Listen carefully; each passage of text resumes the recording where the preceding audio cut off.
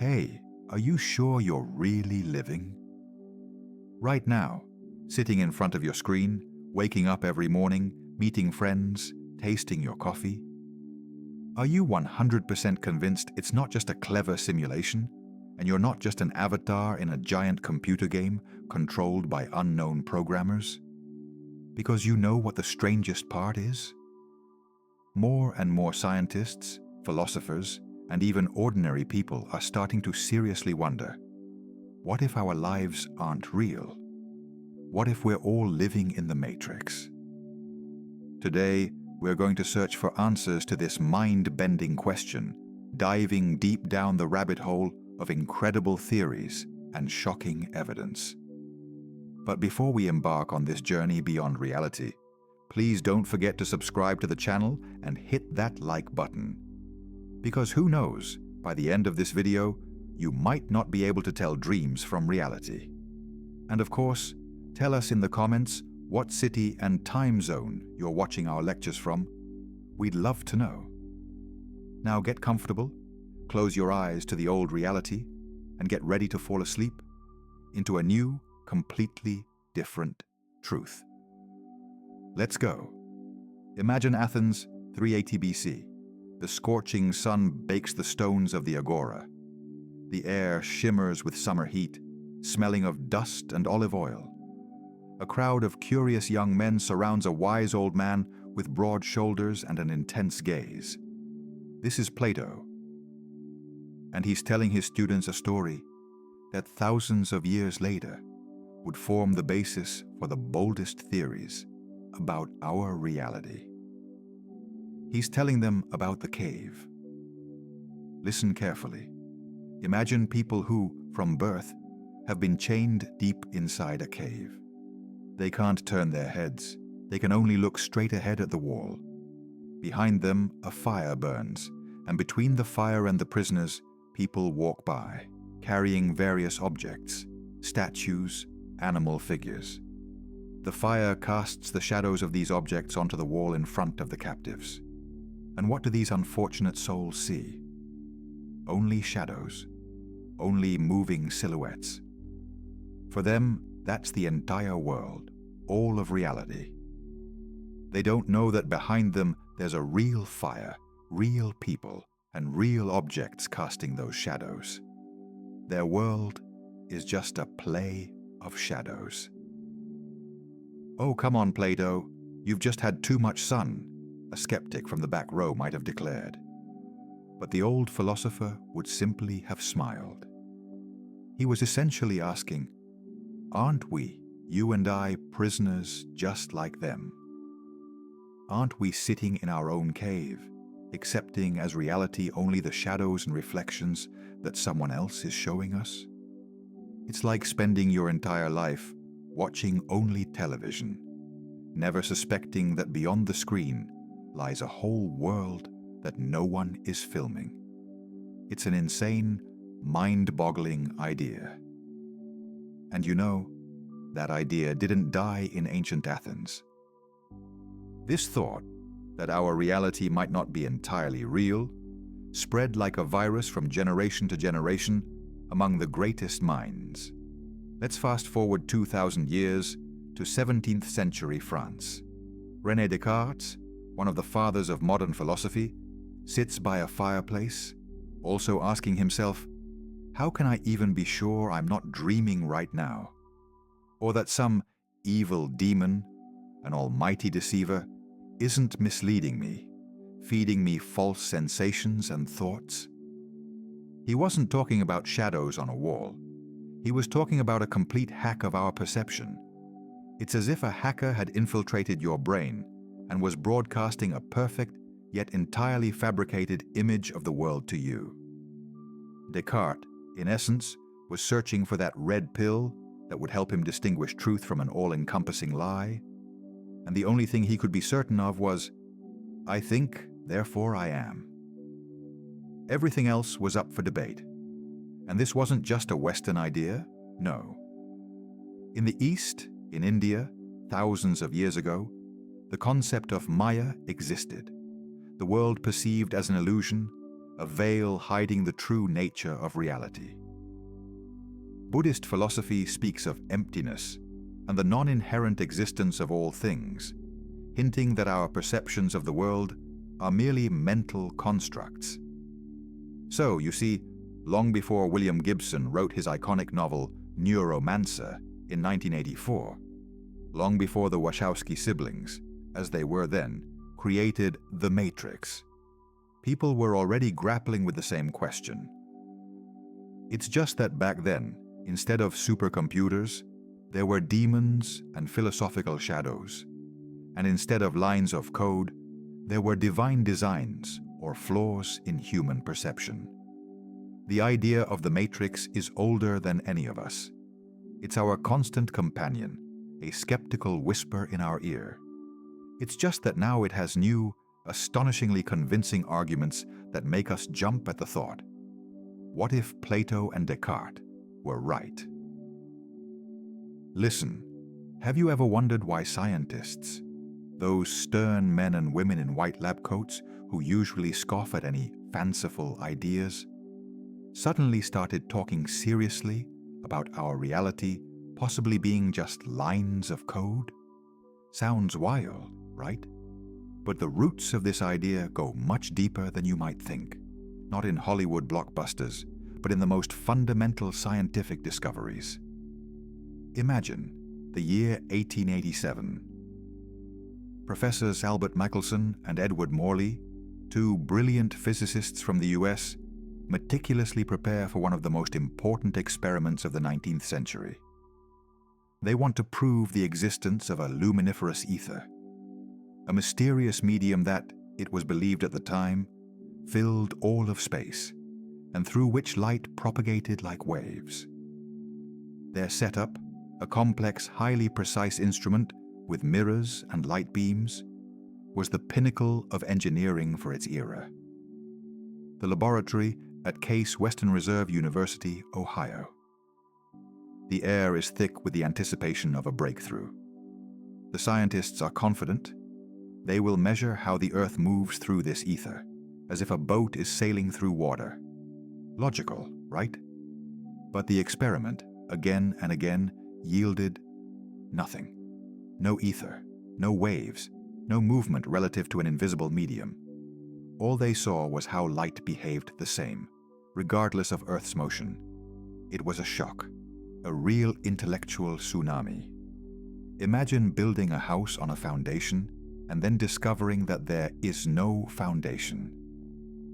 None at all. Nothing was there where, by all laws of physics, something should have been. It was this knockout blow to intuition, this discovery of nothing at the heart of everything, that ultimately paved the way for Einstein's theory of relativity and completely overturned our understanding of space and time. And now, let's fast forward to our time. Today, physicists aren't looking for the ether. They're looking for something else. What if these fundamental nothings aren't bugs, but features? What if they're not just errors in our understanding, but clear hints that the world we live in isn't as real as it seems? What if this isn't just a universe, but a meticulously programmed simulation? I know, I hear your inner voice. Oh, come on, that's just science fiction, a plot for Netflix. But wait, let me explain. One of the most compelling arguments for simulation is that our world is actually pixelated. Imagine you're playing a cool computer game. When you get close to a wall, you start to see the individual squares, the pixels that make up the texture, right? Our world, it turns out, is the same. Physics tells us that there are minimal indivisible units of everything. Time is not infinitely divisible. There is a quantum of time. Planck time. Space is also not infinitely divisible. There is a quantum of length. Planck length. These are incredibly, unbelievably tiny quantities. This length is 0.00031 zeros. 1 meter. That is, smaller than atoms, smaller than protons. But the point is, smaller than that, nothing exists. It's like the minimum pixel size on the universe's screen. And here's the question. If the universe is analog, that is, absolutely continuous, why does it have minimum resolutions? As if someone is calculating or rendering it with limited precision. Physicists are like, that's strange. Very much like a computer program that has minimum units of computation. The second argument is the fine-tuning of the universe. You know, our universe is structured in such a way that if you changed just one of the fundamental constants, the speed of light, the gravitational constant, the mass of an electron, by just a tiny fraction of a percent, then stars wouldn't form, atoms wouldn't bind together, and life as we know it would simply be impossible. Completely. It's as if you had a cosmic remote control, and you set all, absolutely all, the parameters: gravity, electromagnetism, strong and weak nuclear interactions, with such exquisite precision that the slightest deviation would destroy the entire balance. And skeptics immediately retort, so what? We just got lucky. The anthropic principle. We're here because that's just how it happened. But think about it. That's like flipping a coin and having it land on its edge 100,000 times in a row. Or winning the lottery 10 times in a row using the same ticket. That's not just luck. That's suspicious.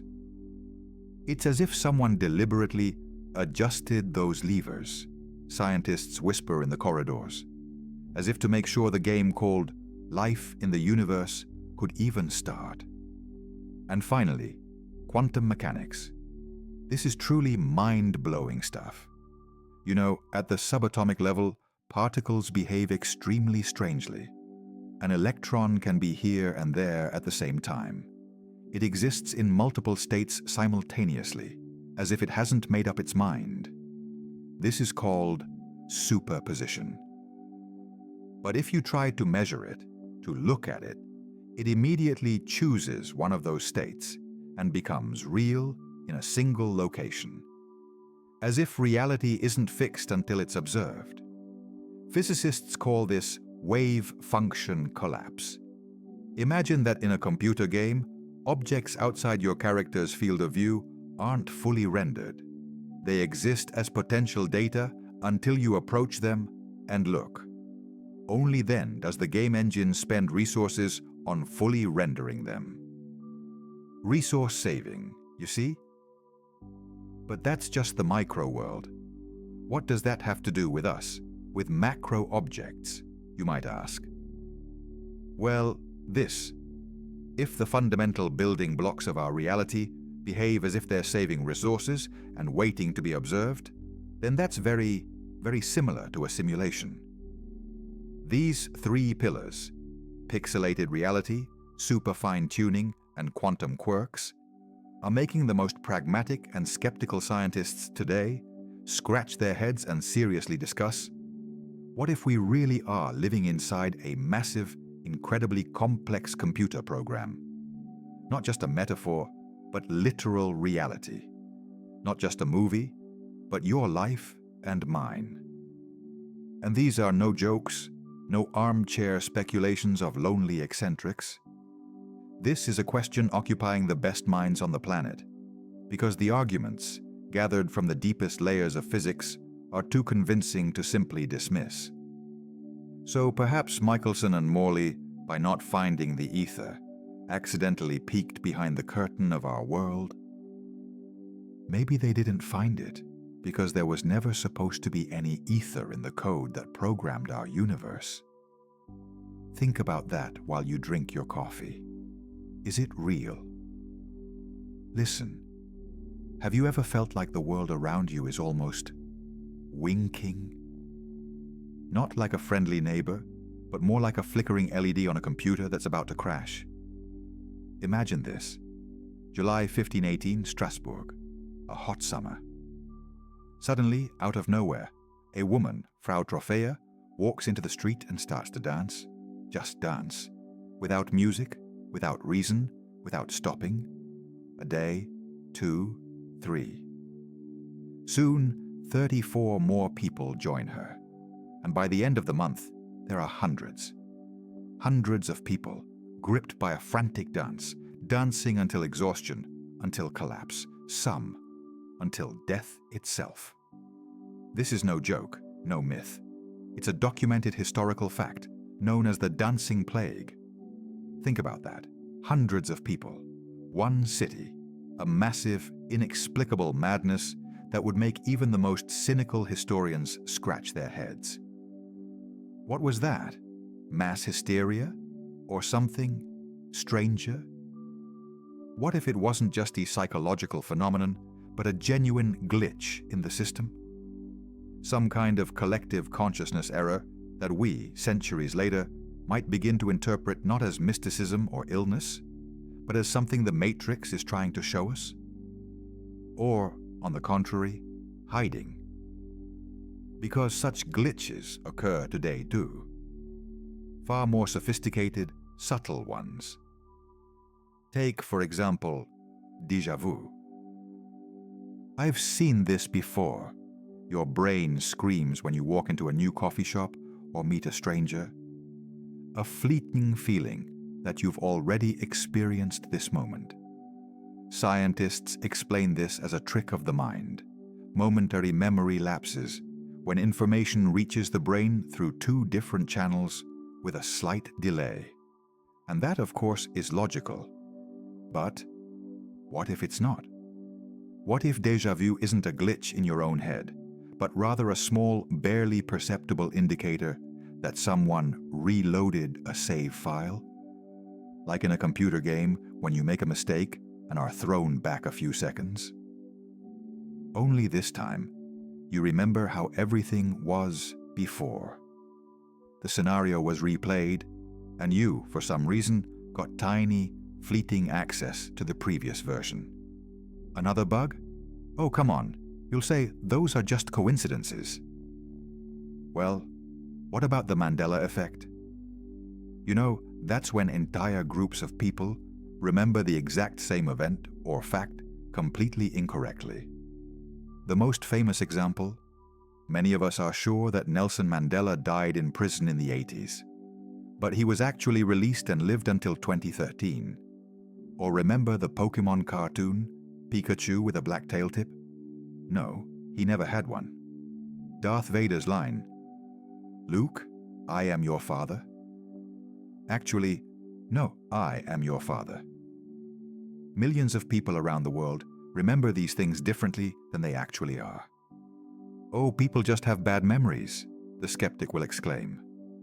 But so many people, with such certainty? These aren't just isolated memory errors.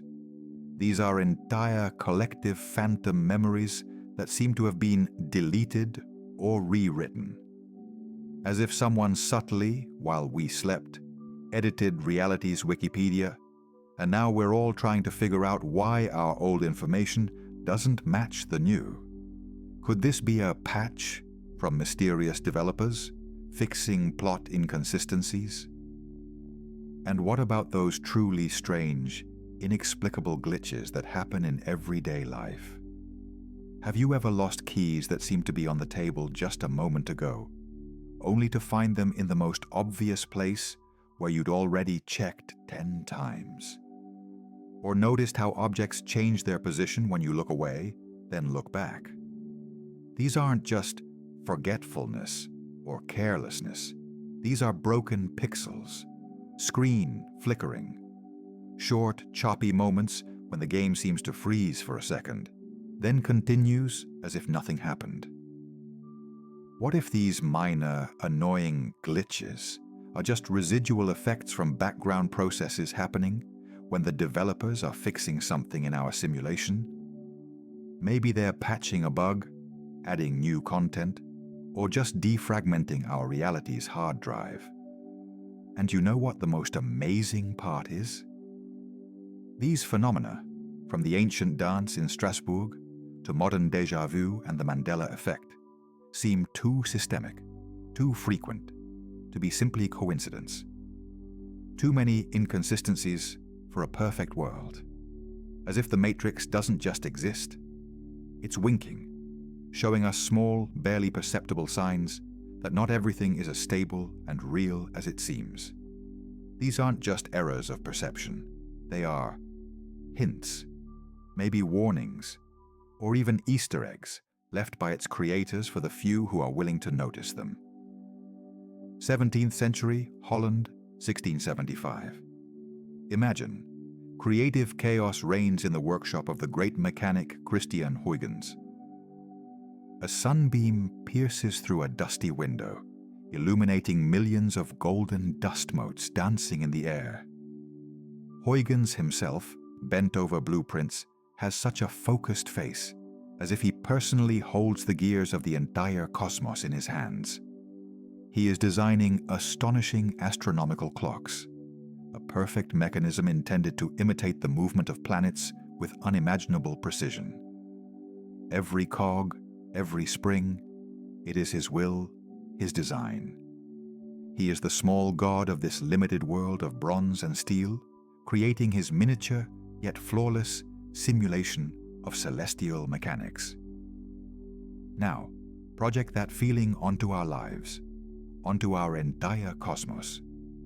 If we live in a simulation, the first thing that comes to mind is, who created it?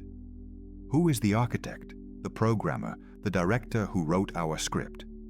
There are, hundreds of possibilities, and each of them sounds at least insane, at most plausible.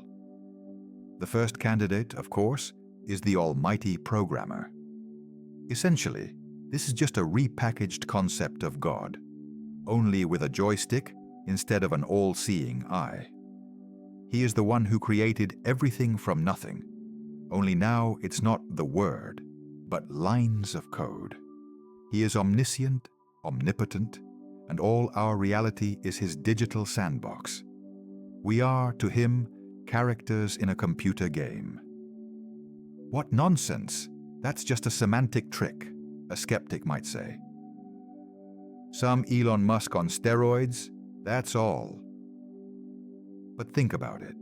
For such a programmer, there's no difference whether he created you from clay or from bytes. The result is the same.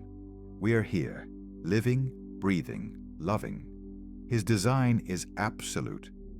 Maybe he doesn't even interfere, just launched the program and watches us scurry around in our small, perfectly coded world.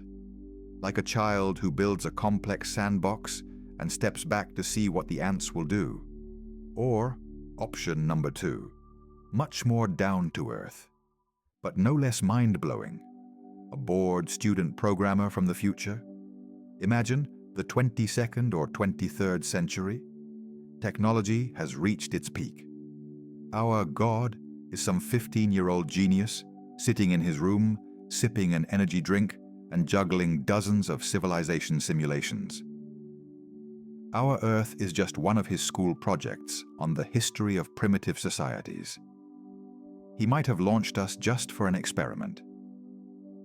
What happens if we give them fire and don't turn off the ads? Or even better, teacher, I just whipped up a simulation of the ancient Roman Empire, but with dinosaurs and mobile phones. Oops, I think something went wrong, and they invented the internet. To him, we're like the characters in The Sims that you could build and then make do the most ridiculous things, or trap them in a pool without a ladder. Cruel, perhaps, but it explains many oddities in our history, doesn't it? Boom, the Roman Empire fell.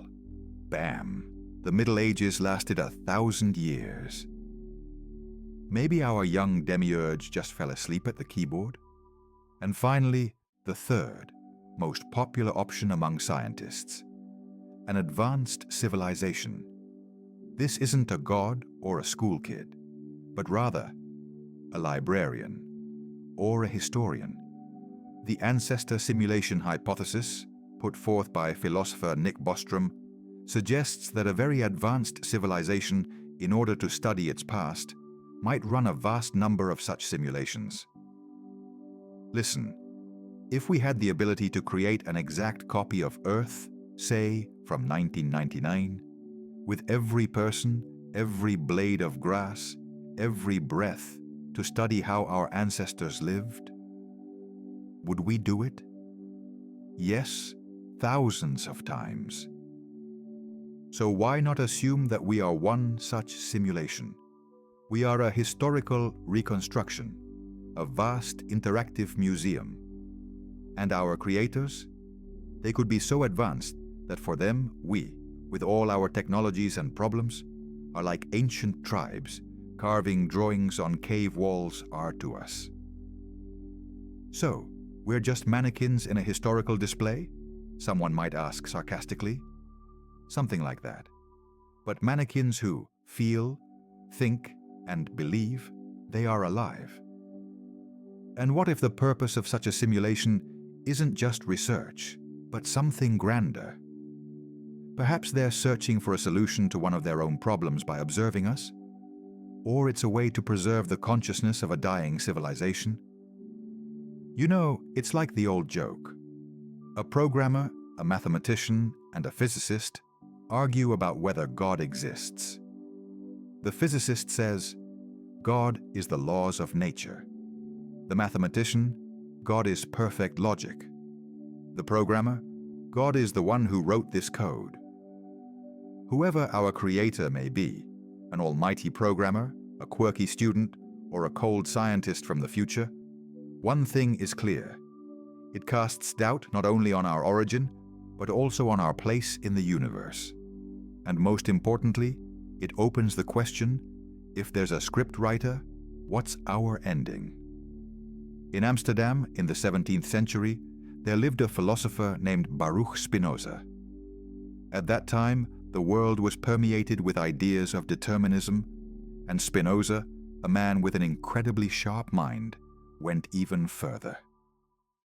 Imagine a cloudy Dutch day, the creaking floor in his modest house. Spinoza sits, likely grinding lenses, and suddenly pronounces a thought that makes your hair stand on end. A person who thinks they are making a decision is actually like a stone thrown from a mountain. The stone flies, hits the ground, bounces, and thinks that it chose its own path. Beautiful, isn't it? And terrifying at the same time. This is where it gets really interesting. Listen. If this stone is you, and the mountain is our reality, then what if gravity, the force of the throw, and the terrain are all parts of the programming code? You're the main character of your life, you say. You choose what to eat for breakfast, what music to listen to, who to be friends with. But what if that's just an illusion of choice? Imagine you're playing a cool computer game. You control a character, explore the world, make decisions. But everything your avatar does is already written in the code, right?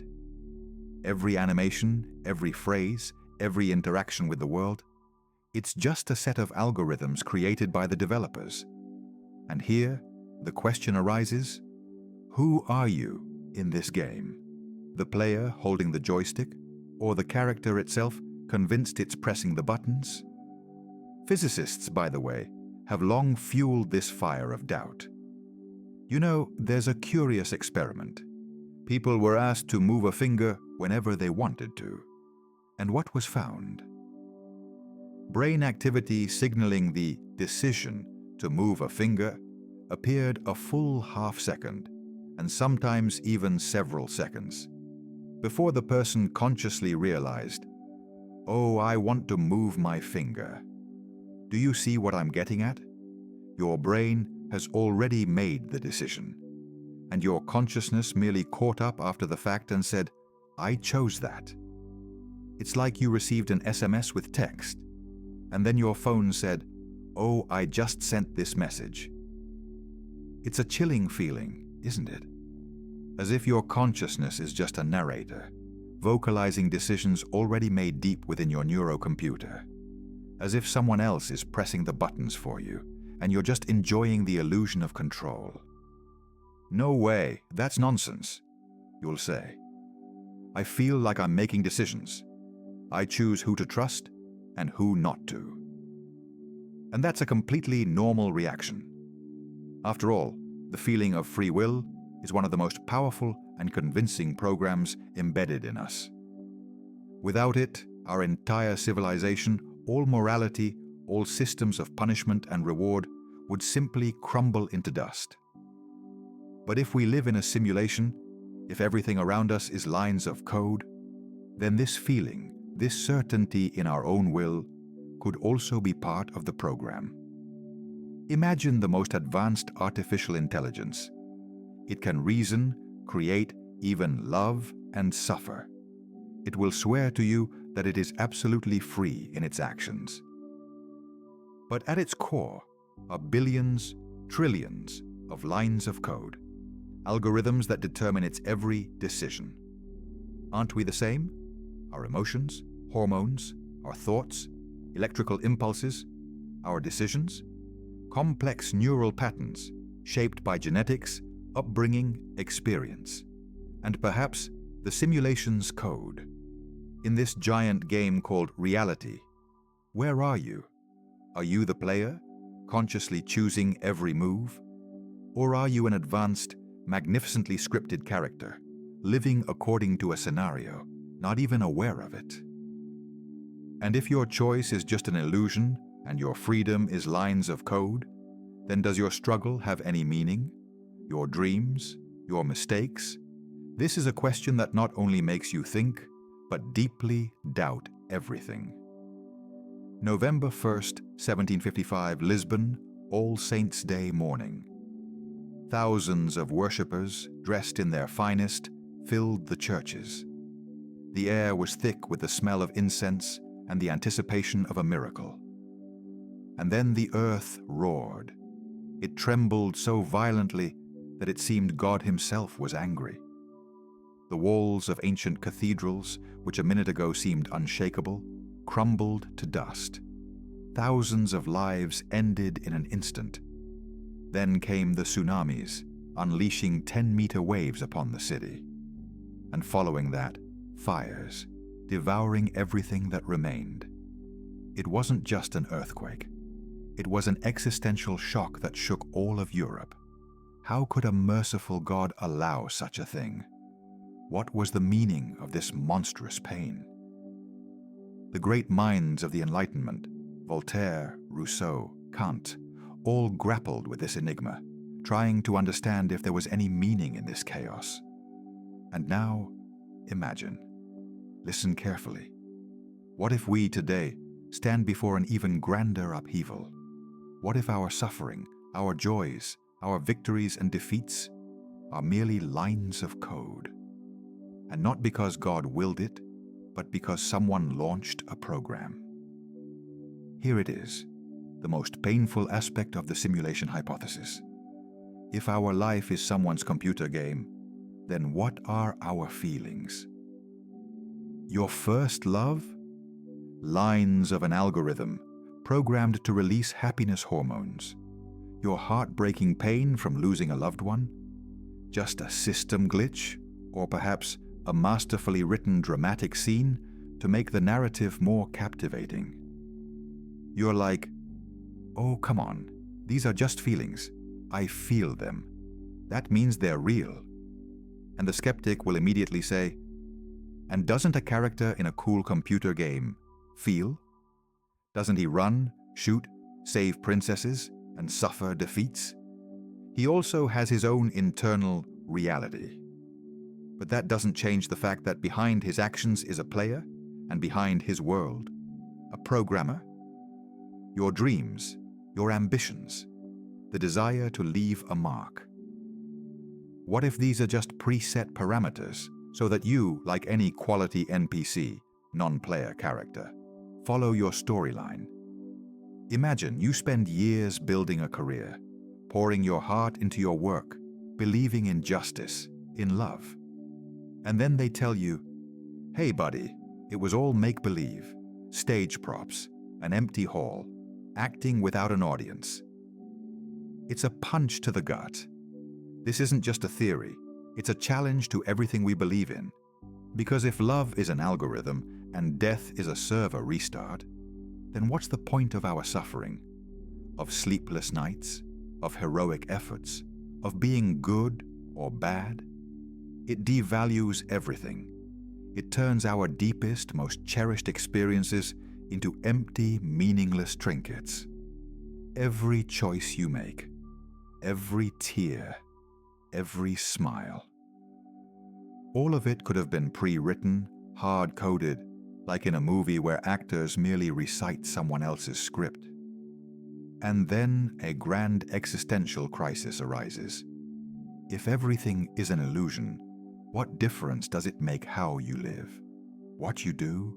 What you strive for? Does your legacy matter if you yourself are just an ephemeral flicker in virtual reality? This question, listen, it doesn't just stir the mind, it scratches at the soul.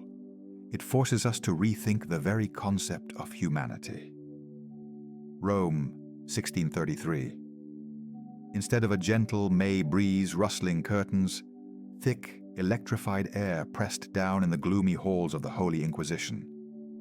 In the midst of it all, a 70-year-old man, emaciated but with a spark in his eyes that even the harshest interrogation couldn't extinguish. This was Galileo Galilei. He knew the truth deeply, to the bone. The earth revolved around the sun, not the other way around. It wasn't just an observation, it was a world-changing realization. His personal red pill, bitter but true. But you know what? The world didn't want to wake up. Powerful cardinals, theologians, crowds of frightened people, they clung to their familiar, cozy lie. Their world was the center of the universe. Their faith was unshakable, and no Italian astronomer with his telescope could change that. They demanded Galileo recant, to abandon this daring, heretical truth, to choose the blue pill, to return to the generally accepted, comfortable illusion. And he recanted.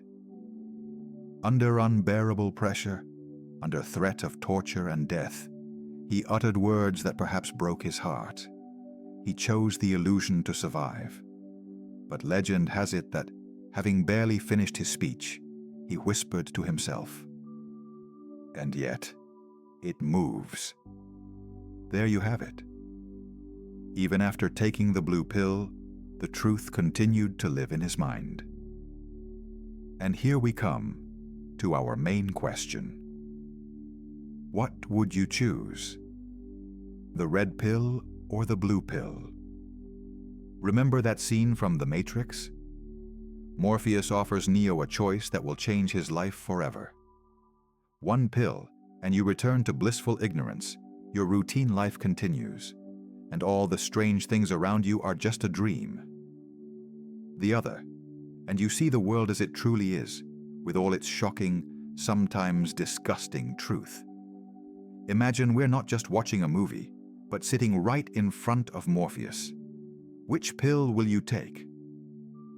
Most people, to be honest, would reach for the blue pill without a second thought. And that's perfectly normal. Listen, illusion is so comfortable, isn't it? Imagine you're sleeping in a soft bed under a fluffy blanket, dreaming a beautiful dream where you're a hero.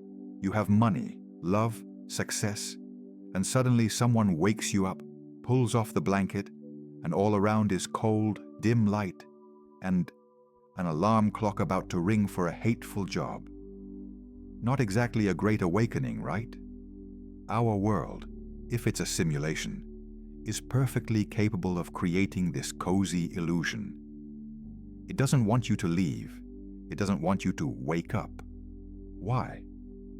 Well, first, because waking up is painful.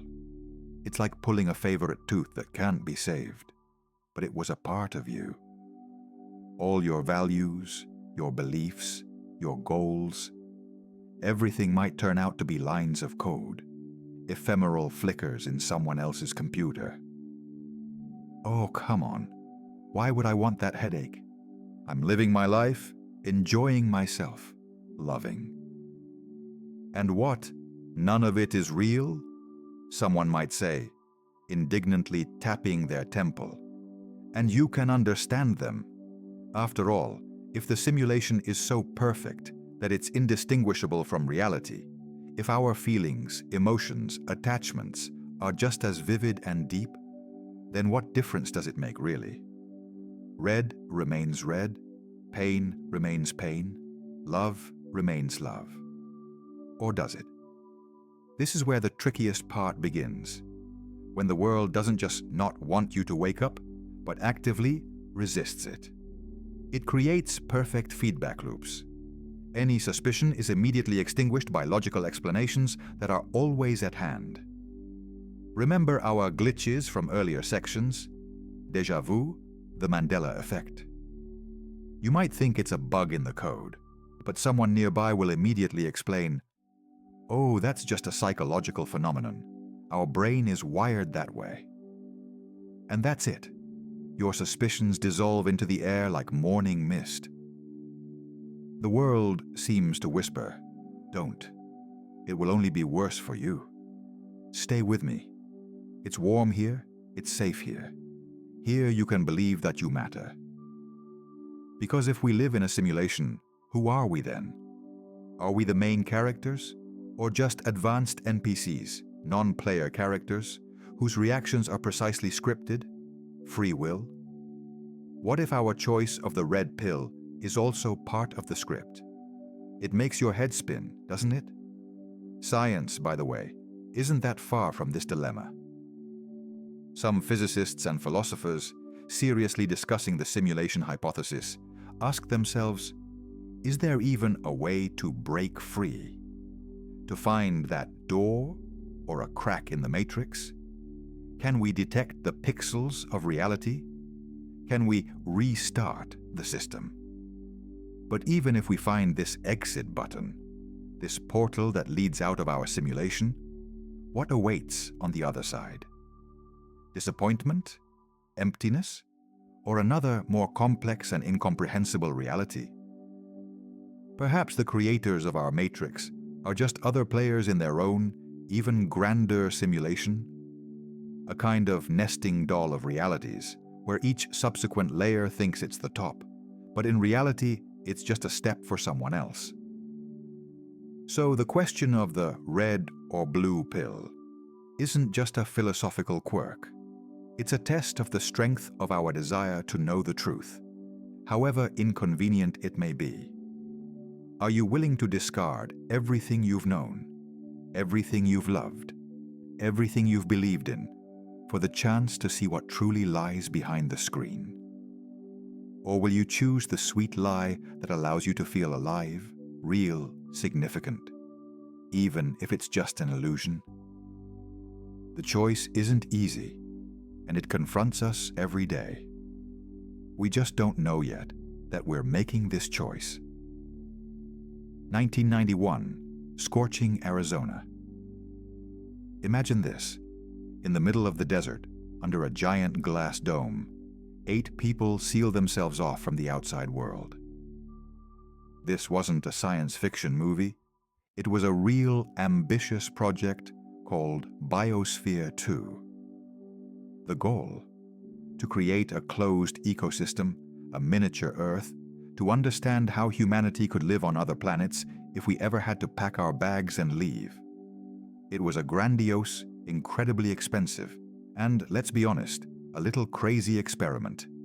Its own ocean, its own desert, its own rainforest, all under one roof for several years. Now listen, if we, humans, are capable of such massive projects to study the world, to preserve life, to understand the fundamentals of survival, then what stops someone who is infinitely smarter, more powerful, or simply an ancient bored being from doing the same with us? To build their own biosphere, only far grander, where we are the guinea pigs. Well, wait, you'll say, why would they? Why do we launch open-world computer games where thousands of non-player characters are generated, living their lives, making decisions, and even falling in love? Just to see what happens, to entertain ourselves, to test a new idea. Here are a few scenarios for you, and each of them makes you shiver nervously. Scenario 1. The Grand Research Project. Imagine that we are, to them, just lab mice in a giant petri dish. They want to understand how civilizations develop, why wars are born, and how people manage to fall madly in love if it's essentially just chemical reactions. They are interested in which form of government is the most stable, or how society reacts to global catastrophes. And we are essentially just data. Very beautiful, dramatic data, but data nonetheless. Like a biologist observing a colony of bacteria, like a sociologist studying an ant colony. Only our ant colony is the entire Earth. And we are the ants who don't even suspect the observer with a notepad and pen. Scenario 2. The Digital Ark. What if our reality is the last hope of a dying universe, or a way to preserve consciousness when physical bodies have vanished? Remember the story of Noah's Ark? Now imagine a digital Noah's Ark. Our entire civilization, with all its achievements, tragedies, and internet cat videos, was digitized and uploaded into this simulation. Perhaps the physical universe, where our creators lived, was on the brink of collapse. And this was their only chance to save anything. Like a flash drive where everything valuable was saved before the planet exploded. Only instead of pictures and documents, billions of lives, billions of dreams. We are the backup plan, or the last refuge. Scenario 3. Student entertainment. Perhaps it's not a grand experiment or salvation. Maybe it's just a game. Imagine a bored student from the distant future launching Civilization Development Simulator, level Earth era, 21st century. They sit, sip their synthetic cappuccino, and watch us scurrying around down here. Let's see what happens if we give them nuclear weapons, they giggle, while we nervously sweat over news headlines. Or even worse, it's a training ground for some artificial intelligence. It's learning to manage resources, predict mass behavior, honing its skills in creating conflicts, or conversely, peaceful coexistence. And us? We're just NPCs, non-player characters, living by prescribed rules, thinking we have a choice. Scenario 4. Ancestor memories. This one is truly chilling. What if we are simulations of our own descendants? Your great-great-great-grandchildren created a digital model of the past so that you could live again, and they could study history firsthand. Perhaps they need to understand why ancestors made certain mistakes, or how they dealt with particular challenges. Why? To avoid repeating them, to better understand themselves. Sounds like a way to summon an ancestor for interrogation, doesn't it? Only the ancestor genuinely believes they're living a real life. The motives can be absolutely rational from their perspective, or absurdly simple. The main thing here isn't why it's possible, but why they're doing it. This question strikes right at the heart of our self-perception. If we're someone's experiment, what then is our freedom? And if it's salvation, from what? Someone might scoff, can't they just look through a telescope? They can, someone else would reply. But it's one thing to look at an ant colony from afar, and another to become one of the ant larvae to understand the entire life cycle. Our existence, our love, our pain, all of it could be part of someone's grand design. Or just a game, and that changes absolutely everything. Imagine winter in St. Petersburg, 1892, the evening of December 18th. The frosty air burns the lungs, and soft light spills from the Mariinsky Theatre. Children, dressed in their finest, their eyes gleaming with anticipation of wonder, enter the opulent hall. They await the premiere, Pyotr Ilyich Tchaikovsky's The Nutcracker. The curtain rises, and there, on stage, a fairy tale unfolds. The Mouse King, battles, transformations, the dance of the Sugar Plum Fairy. Everything these children see is a meticulously crafted illusion. The sets, costumes, music, the dancers' movements, all were lines in a script, obeying the will of one person, the director, who created this magical yet completely unreal for them. Universe. They believe in it. They live through it. For them, that is the reality of that evening. But wait, what if this theater, its audience, St. Petersburg itself with its frosty air, are also just stage props? What if we've just unraveled one mystery, that we live in the Matrix, only to stumble upon something even grander, more mind-bending? Imagine you break out of one simulation, tear off the veil of lies, take a deep breath, and then discover that the air still isn't real, that you've simply moved to a new level of the game, like in a video game that seems endless. It's like a Russian nesting doll. You open one, and there's another, smaller one. You open that one, and inside, there's yet another, and so on, infinitely. We thought there was our reality, and there was the Matrix. But what if our Matrix is just one of those dolls? The second nesting doll? The third? Our creators, those advanced programmers or alien students, might just be characters in an even more complex simulation, created by their creators. You understand? It's an entire tower of illusions, where each level thinks it's the pinnacle, but in reality, it's just a step for someone else. You're probably thinking, oh, come on, that's completely absurd. My brain is melting. And I understand you.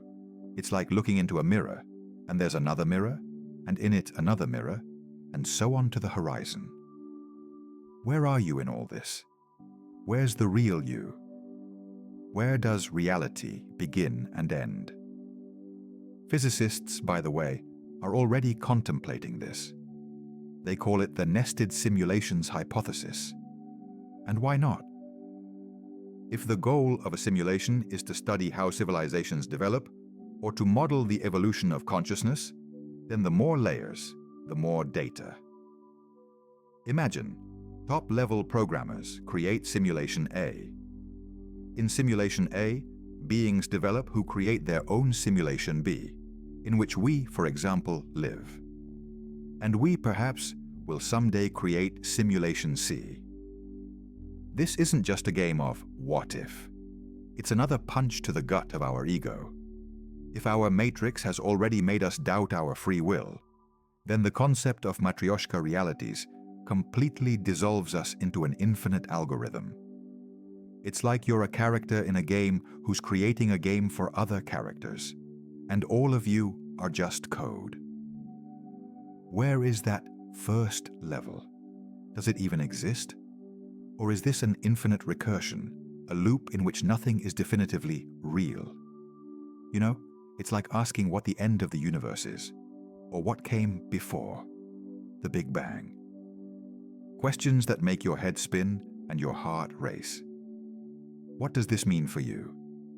That any truth you ever learn about your matrix might just be a fragment of a script written for the next level. You might wake up, but wake up only into the next illusion. And this is no longer just a red or blue pill. It's an entire pharmacy, full of the most incredible and mind-boggling pills. Are you ready for the ultimate twist? For the fact that behind every door is a new illusion, and your breakthrough is just the next scene? Welcome to infinity. Or, more precisely, to infinite versions of infinity.